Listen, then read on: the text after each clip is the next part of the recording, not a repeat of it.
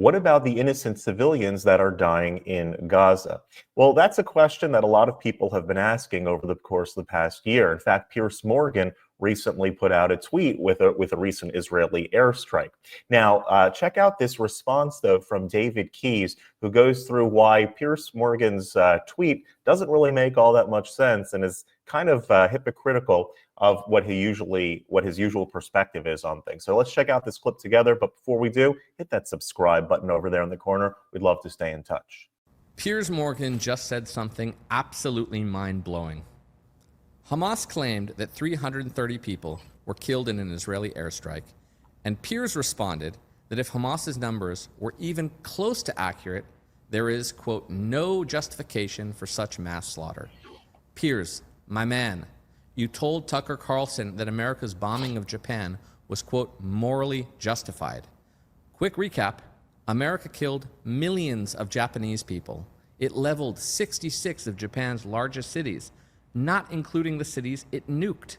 In just over 2 hours, America burned 100,000 people alive in Tokyo. You said this was all justified because, quote, you have to stop them from killing your civilians. I happen to agree, by the way. But how can you say it's justified for America to kill millions, but not justified if Israel killed hundreds? To quote former President Biden, come on, man. The last time Israel struck that very site, by the way, 31 Hamas and Islamic Jihad terrorists were eliminated. How's that for justification? And by any chance, did you investigate if that site was still being used as a terror base before you said there was no justification for the attack? Speaking of World War II, it seems to me that Israel's war on Hamas is even more justified than America's war on Japan.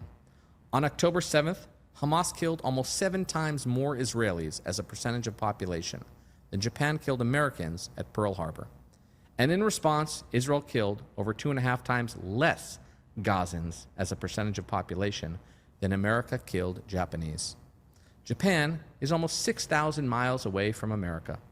Gaza is 6 inches away from Israel. But somehow, in your view, America nuking Japan and killing hundreds of thousands of civilians was justified, but Israel striking a Hamas compound and potentially killing hundreds is not? Why the double standard? Of all people, I'd think you understand that some wars are justified despite the tragic and inevitable reality of civilian death in war. Take your grandfather, for example. You call him a hero, and rightly so, because he helped liberate Burma from Japan. Many, many civilians were killed by the British in your grandfather's war. And the British Army killed far more Japanese than the Japanese killed British. Did that mean that there was no justification for the British Army's actions in World War II? Not for a second. One only needed to imagine what the world would look like if Germany and Japan had won that war. It would have meant decades of enslavement, tyranny, and mass murder. But because your grandfather and many other brave Allied soldiers won that war, there was peace and prosperity and freedom for decades. Your brother, by the way, is also a hero. As a colonel in the Royal Welsh Regiment, he fought in Afghanistan against the Taliban. But his regiment also participated in the Battle of Marja, in which a house used by the Taliban was targeted, and sadly, 12 civilians were killed. This was, of course, a tragedy, but it didn't invalidate the profound justice of fighting al-Qaeda and the Taliban. Like your grandfather and like your brother, the soldiers of the Israel Defense Forces are heroes fighting evil. Mistakes are obviously made at times in Gaza, just as they were in Burma and Afghanistan. But that doesn't negate the supreme need to fight and defeat the terrorists and tyrants that threaten the survival of our civilization. If you want to end innocent people suffering in this war, and we all do, the best way to do that is to support Israel's total victory. If Israel wins, there can be peace.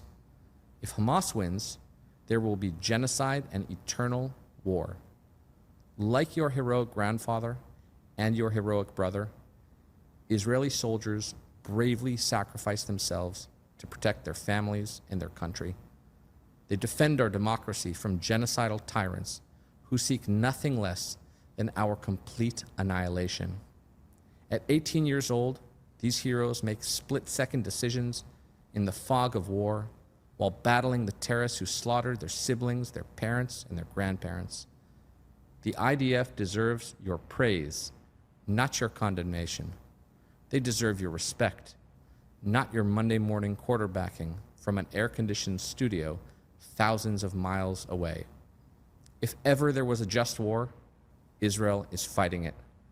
And if ever there was a time to unreservedly back Israel's total victory, it is now. People often forget that the goal of a war, to really finish it, is to finish the job, is to get to the root of the evil, get to the root of the ideology of the war that you're fighting against, and uproot that. Make sure that the threat that was posed to you is no longer a threat. Hamas has stated repeatedly that their goal, if they're given the opportunity, is to continue doing attacks like they did on October 7th. They're not going to stop. They're not going to change their mind. That they plan on continuing to do this exact same thing. So Israel needs to do what it needs to do to eradicate Hamas, to get rid of Hamas, make sure they're not in power in the Gaza Strip, make sure that the infrastructure of the war and weapons that they've created is no longer a threat to Israeli citizens, and then the war can end. Not to mention the fact that there are still dozens and dozens of hostages that are being held by Hamas.